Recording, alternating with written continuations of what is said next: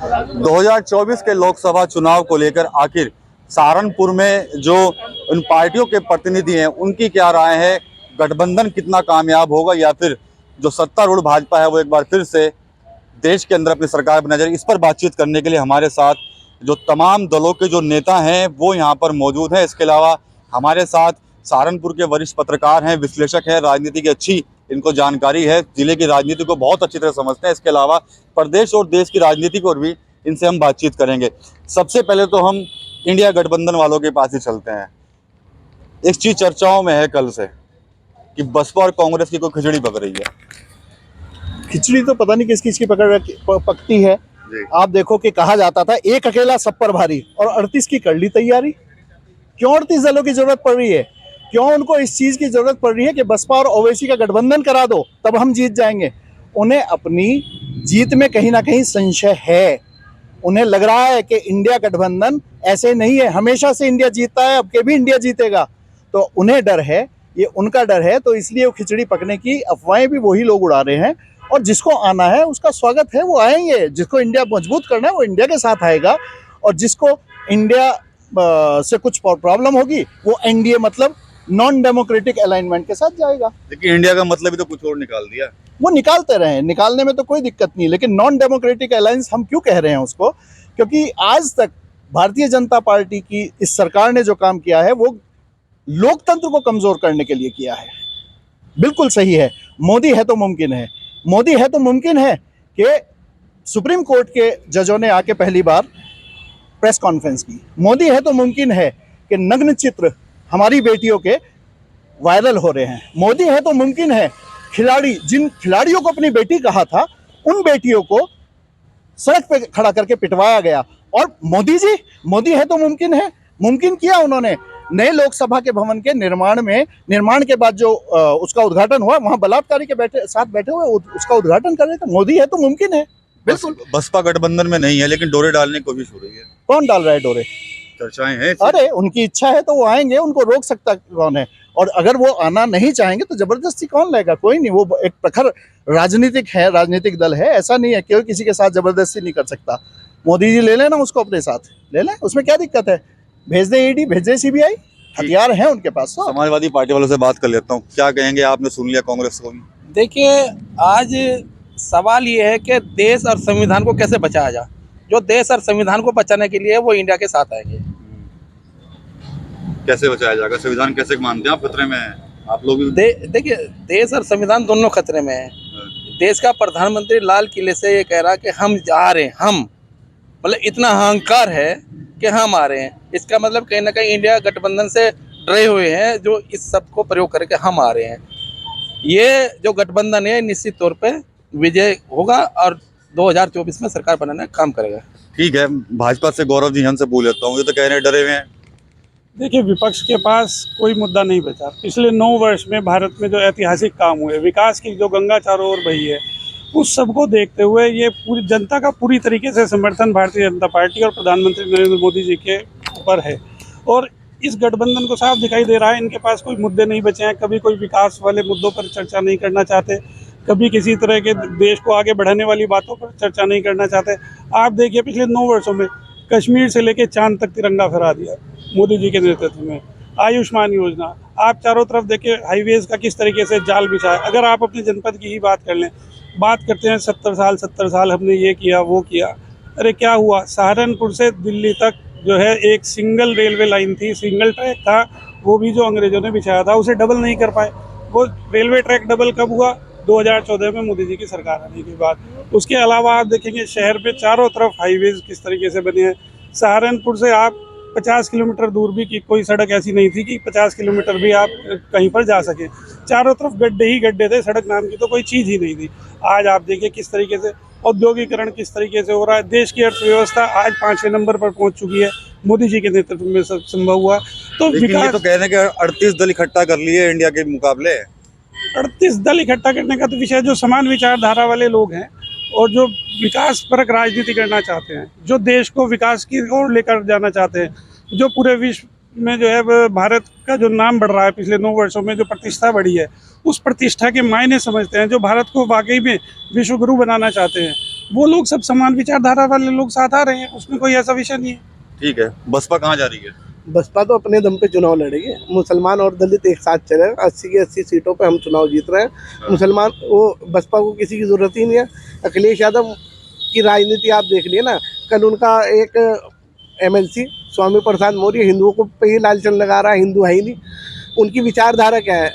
Secular दल बताते थे वो, लेकिन सेकुलर क्या रह गया वो, जब वो एक हमारे सबसे बड़ी यहाँ कम्युनिटी है हिंदू, उसे ही वो चैलेंज कर रहा है, वो आपस में लड़वाने का काम कर रहा है। अखिलेश यादव कहीं नहीं है। अखिलेश यादव का उत्तर प्रदेश में एक भी सीट नहीं आनी। अखिलेश यादव कहीं नहीं है। 80 का सीट। अरे भैया ऐसा है, जो ये कह रहे हैं कहीं नहीं, वो हम 80 का 80 सीट जीतेंगे इंडिया गठबंधन।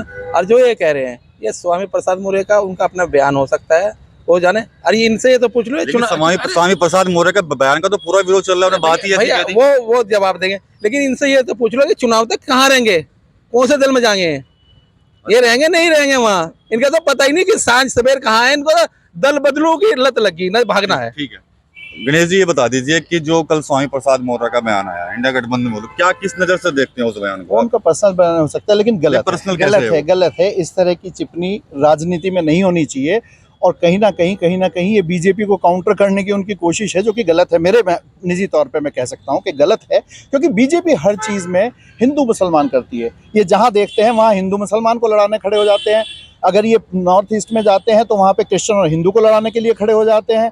इनको इनकी जो नीति है उसको इंडिया की, भारत की जनता समझ चुकी है और बहुत बेहतर तरीके से जान चुकी है। इन्होंने हाईवे की बात कही, हाईवे बने हैं। मैं आपको एक एग्जांपल देता हूँ। CAG की रिपोर्ट आई, CAG टोल देने वालों को एक परसेंटेज जो है वो मिलती है छूट। यहाँ पे इंडिया में कहीं किसी टोल पे कभी आज तक ना मुझे मिली छूट, ना किसी को मिलती है। CAG ने सिर्फ देश के 5 टोल, कितने टोल हैं इस इंडिया में मुझे नहीं पता, लेकिन सिर्फ 5 टोल का उन्होंने ऑडिट किया, और उस 5 टोल पे एक साल में जनता से वो छूट ना देके 135 करोड़ रुपए का राजस्व गलत तरीके से वसूला गया। ये घोटाला नहीं तो क्या है? चोरी की गई। ये चोरी है। ये इनकी निगाह वहां रहती है जहां पे आम आदमी की जेब शुरू होती है। जेब कतरे हैं, ये जेब पे निगाह डालते हैं, जेब पे निगाह डालते हैं आम आदमी की, क्योंकि इन्हें अपने औद्योगिक घरानों को देना है, उनको देने के लिए, उनसे चंदा लेने के लिए काम करते हैं। ये तो भाजपा को जेब कतरा बता रहे हैं। ये तो हाँ, जेब कतरे ही तो क्या कह सकते हैं, क्योंकि आप देखिए आयुष्मान योजना में हर गरीब व्यक्ति को 5 लाख रुपए तक के मुफ्त इलाज की सुविधा दी जा रही है। तो ये जेब कतरा ही तो करेगा कोई काम? ठीक है, आप देखिए प्रधानमंत्री आवास योजना में बिना किसी भेदभाव के आवास दिए जा रहे हैं, कितनी बड़ी संख्या में। जो है उज्ज्वला योजना में गैस कनेक्शन दिए गए। तो सारे काम तो इस तरह के किए गए हैं। तो ये इनको तो जेब कतरे ही लगेंगे, क्योंकि इन्होंने हमेशा गरीब की जेब में से निकाल करके अपनी जेब में डाला है, इसलिए इन्हें हर कोई जेब कतरा दिखाई देता है। हमारे साथ वरिष्ठ पत्रकार हैं अवनिंद्र कमल जी। कमल जी, आपने इनको सुना है, सब लोगों को, तमाम पार्टी के लोग यहाँ पर मौजूद। अब आप क्या कहेंगे इन सबके बयान सुनने के बाद? देखिए, इस समय जो है पूरे अगर देश का पूरा परिदृश्य देखें तो आप देखिए, हिमाचल प्रदेश में चुनाव हुआ, कांग्रेस वहाँ पर आई। कर्नाटक में चुनाव हुआ, बीजेपी ने वहाँ एड़ी के पसीना चोटी कर दिया, लेकिन कांग्रेस आई। उत्तर प्रदेश को छोड़ करके मुझे लगता है कि चाहे पश्चिम बंगाल हो, केरल हो या अन्य राज्य हैं, राजस्थान, MP और छत्तीसगढ़, तेलंगाना में अभी निकट भविष्य में वहाँ पर विधानसभा चुनाव होने हैं। उसके परिणाम आने के बाद कुछ स्थिति साफ होगी। जहाँ तक भारतीय जनता पार्टी की बात है तो कई चीज़ें अच्छी भी हुई हैं सरकार में, ऐसा नहीं है। और कुछ मुद्दों पर, जैसे अभी आप देख लीजिए, टमाटर 250 रुपये किलो बिका। महंगाई के मुद्दे पर सरकार का कोई कंट्रोल नहीं है। बेरोजगारी चरम पर है, यूथ परेशान है। लेकिन ये जिस तरह का एक माहौल पैदा किया गया है देशव्यापी, उसको नफरती नाम भी लोग देते हैं, तो उसमें क्या है कि जो यूथ है वो बिल्कुल असमंजस और भटकाव की स्थिति में है। लेकिन भारतीय जनता पार्टी का अपना एजेंडा सेट है, उसके जो सहोदर संगठन हैं उनका अपना एजेंडा सेट है। और उत्तर प्रदेश राज्य को छोड़कर मुझे जो लगता है कि भारतीय जनता पार्टी को अन्य राज्यों में इस बार काफ़ी मुश्किलों का सामना करना पड़ेगा। उत्तर प्रदेश में इसलिए, उत्तर प्रदेश में अभी जैसा कि ये बीजेपी के हमारे जो मीडिया प्रभारी हैं मंडल के, गौरव जी कह रहे थे कि कई अच्छे काम हुए हैं। निसंदेह योगी जी की सरकार में लॉ एंड ऑर्डर के मोर्चे पर इस सरकार की तारीफ की जानी चाहिए। तमाम सारी योजनाएं जो हैं उनका क्रियान्वयन हुआ है। उसमें कन्या सुमंगला योजना से लेकर जननी सुरक्षा योजना, आयुष्मान कार्ड योजना, प्रधानमंत्री आवास योजना, तो तमाम सारी योजनाएं जिनका इम्प्लीमेंट हुआ है उसका लाभ निसंदेह रूप से चाहे वो हिंदू हो, वो मुसलमान हो, सबको मिला है। सामूहिक विवाह योजना का ही आप देख लीजिए तो हिंदुओं से ज़्यादा, जो आंकड़े अभी सहारनपुर बता रहा हूँ, मुसलमानों को लाभ मिला है। और कई चीज़ें ऐसी हैं कि उत्तर प्रदेश जैसे बड़े राज्य में क्योंकि बसपा जो है जनाधार से छिटक चुकी है, कांग्रेस का वजूद लगभग खत्म होने के कगार पर है। यहाँ पर 25 साल से कांग्रेस जनाधार से छिटकी हुई है। बहुजन समाज पार्टी पिछले चुनाव में गठबंधन की वजह से 10 सीटें हासिल कर चुकी थी। इस बार बहुत चुनौती होगी। पिछले विधानसभा चुनाव का आप परिणाम देख लीजिए। बहुजन समाज पार्टी जिसने 2007 में पूर्ण बहुमत के साथ उत्तर प्रदेश जैसे बड़े राज्य की मायावती ने पूरी सुल्तानी की 5 साल तक, और वह पार्टी जो है सिर्फ 1 सीट पर सिमट गई है। तो बसपा के सामने, कांग्रेस के सामने तो अपना अस्तित्व बचाने जैसा मतलब संकट है अस्तित्व का, और बहुत बड़ी चुनौती है। और रही बात अखिलेश यादव की, मैं वहीं पे आ रहा हूँ समाजवादी पार्टी के। अखिलेश यादव को किसी भी तरह से कमज़ोर नेता नहीं कहा जा सकता है। उन्होंने अपने दम पर पिछले विधानसभा चुनाव में 111 सीट ली, गठबंधन को जोड़ लीजिए तो 125 सीट। अखिलेश पढ़े लिखे और दूरदर्शी लीडर हैं, और ये राजनीति में होता है। चलिए, दूसरी बार बीजेपी सरकार रिपीट हुई, लेकिन अगर उत्तर प्रदेश में भाजपा से कोई 2-2 हाथ करेगा भविष्य में तो समाजवादी पार्टी है। बसपा कहीं नहीं है इस लड़ाई में। बसपा फिलहाल बसपा का जो, क्योंकि अभी तक यूसीसी के मुद्दे पर या जिस भी मामले को आप देख लो तो मायावती जी का स्टैंड क्लियर ही नहीं हो पा रहा है। अभी उन्होंने पिछली 17 जुलाई को दिल्ली में प्रेस कॉन्फ्रेंस की, पत्रकारों के सामने उन्होंने बातचीत की और फिर उन्होंने कहा कि नहीं, बहुजन समाज पार्टी अकेले दम पर लड़ेगी। तो मुझे नहीं लगता कि अकेले दम पर लड़कर बहुजन समाज पार्टी कोई किला फतह कर लेगी। और जैसा कि भारतीय जनता पार्टी के नेता दावा कर रहे हैं कि हम 80 में से 80 सीटें जीतेंगे, तो मुझे लगता है कहीं इस तरह का जो है ये जो दावा है वो चरितार्थ भी हो सकता है। उत्तर प्रदेश की मैं बात कर रहा हूँ। यहाँ पर पिछली बार राहुल गांधी जी अमेठी सीट से हार गए, उनकी पैतृक सीट थी। रायबरेली से केवल सोनिया गांधी जीती हैं। पिछले चुनाव में उन्होंने पिछड़ी जाति से आने वाले उनको लल्लू प्रसाद को प्रदेश अध्यक्ष बनाया था। पूरी मेहनत करने के बाद केवल 2 सीटें आई हैं। तो कांग्रेस उत्तर प्रदेश में जो है वो बहुत कमज़ोर स्थिति में है, रुग्ण स्थिति में है। इसमें जान भरना इतना आसान नहीं है क्योंकि कांग्रेस का वोट बैंक छिटक चुका है। यही हाल बीएसपी का है। बीएसपी के साथ जो दलित मतदाता उनका मतलब थोक वोट कहा जा सकता है, लेकिन केवल दलितों के वोट से भी उसमें भी सेंधमारी हुई है। अब जैसे चंद्रशेखर आसपा के अध्यक्ष वो इसमें रालोद और सपा के साथ हैं, तो कहीं ना कहीं वो भी असर पहुंचाएंगे। और ओवैसी की पार्टी भी इनके वोट बैंक में जो है वो हाँ सेंधमारी होगी समाजवादी पार्टी के। और बीजेपी को दलितों का भी वोट मिल रहा है, हर वर्ग का वोट मिल रहा है। तो यहाँ उत्तर प्रदेश में उसका बहुत कुछ श्रेय मुख्यमंत्री योगी आदित्यनाथ को दिया जा सकता है कि उन्होंने ऐसा कर रखा है कि यहाँ पर पूरा जोर लगाएगी बीजेपी तो बहुत अच्छा परिणाम ले आएगी। लेकिन अन्य राज्यों में ऐसी स्थिति नहीं, चाहे पश्चिम बंगाल हो, चाहे बिहार हो, कर्नाटक हो, राजस्थान हो। राजस्थान में भी वहाँ की सरकार ने सुख गहलोत तमाम सारी सुविधाएं और तमाम ऐसी घोषणाएं की हैं जिनका इम्प्लीमेंट भी हो रहा है। तो राजस्थान में और एमपी में भी सत्ता विरोधी लहर है। पिछली बार भी एमपी जीत गई थी। मैं एक सवाल करना चाहूँगा कि ये बसपा जो है और कांग्रेस, इनके बीच में कुछ चल रहा है क्या? नहीं, अभी तक देखिए, अभी तक तो ऐसा कुछ नहीं है क्योंकि मायावती ने साफ कह दिया था कि हम इनके साथ नहीं। लेकिन ये राजनीति है, nothing is wrong in love and politics. तो इसमें कुछ भी हो सकता है।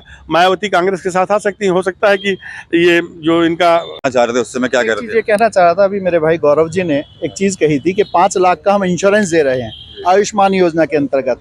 किसी से छिपा नहीं कि उसमें कितने घोटाले हो चुके। अरे हिम्मत है तो राजस्थान जैसी पॉलिसी लाओ ना 25 लाख रुपए की, और वहां पे दिया जा रहा है। और साथ ही साथ तीमारदारों के लिए और वहां के जो मरीज हैं उन सभी के लिए गवर्नमेंट ने 5 रुपए थाली का खाने का भी इंतजाम किया हुआ है। अनेकों ने की योजनाएं। ये 435 रुपए का सिलेंडर हमें 1160 रुपए में दे रहे हैं, लेकिन वही राजस्थान की सरकार वहां की जनता को 500 रुपए में सिलेंडर सब्सिडी देके मुहैया करा रही है। ऐसी चीजें लाओ। आज उसके लिए अगर ऐसी चीजें लाते अपने 5 साल के कार्यकाल में, तो आज इन्हें गठजोड़ नहीं देखना पड़ता 38 दलों का। ये जो है काम करते तो काम बताते और वोट पाते। इंडिया गठबंधन के पास क्या ब्रह्मास्त्र है 2024 के लिए? दोनों से पूछूंगा एक ही सवाल, आप बताएं। लोकतंत्र की मजबूत आस्था, लोगों की जो लोकतंत्र में, क्योंकि मेरा मानना है कि भारतीय जनता पार्टी ने कांग्रेस को नहीं हराया था, लोकतंत्र ने हराया था। उस लोकतंत्र ने हराया था जिसको कांग्रेस ने मजबूत किया। और भाजपा की भी ये समझ में आ गया, इसीलिए वो सोच रहे हैं कि कल तुम ना हार जाओ, इसलिए इस लोकतंत्र को कमजोर कर दो। आपके पास ब्रह्मास्त्र क्या है नेता जी? महंगाई, बेरोजगारी और भाईचारा। इस पे ही इंडिया गठबंधन जीतेगा। बेरोजगारी देश के अंदर बड़ा दुख होता है जब सदन के अंदर बेरोजगारी पर चर्चा नहीं होती, जब महंगाई पर चर्चा नहीं होती, अन्य मुद्दों पर चर्चा होती, किसान पर चर्चा नहीं होती, नौजवान पर चर्चा नहीं होती। इससे बड़ा दुर्भाग्य नहीं हो सकता। ये सब तमाम चीजें लेकर हम जनता के बीच में जाएगा इंडिया गठबंधन। बसपा तो पूरी तरह से तैयार है। हमारे साथ मुसलमान और दलित हम सब मिलके, और हमारे साथ ब्राह्मण आ जाएंगे, सरकार बनाएंगे। 42% तो नहीं है, 21% यहाँ पे दलित है, 20% मुसलमान है, साथ आएंगे और अति पिछड़े जो लोग हैं हमारे साथ मिलके हम सरकार बनाएंगे केंद्र में। गौरव जी, आखिरी सवाल सिर्फ आपसे ही, क्या ब्रह्मास्त्र?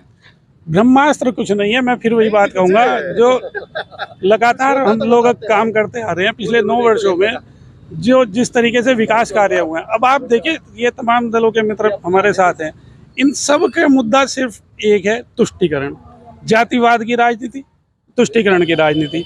उसके अलावा कोई मुद्दा नहीं है जिसे अब जनता समझ चुकी है। जनता उस दौर से बाहर आ चुकी, जब एक वो जातिवाद और तुष्टीकरण की राजनीति में इन्होंने जनता को बरगलाया और सत्ताओं पर काबिज रहे।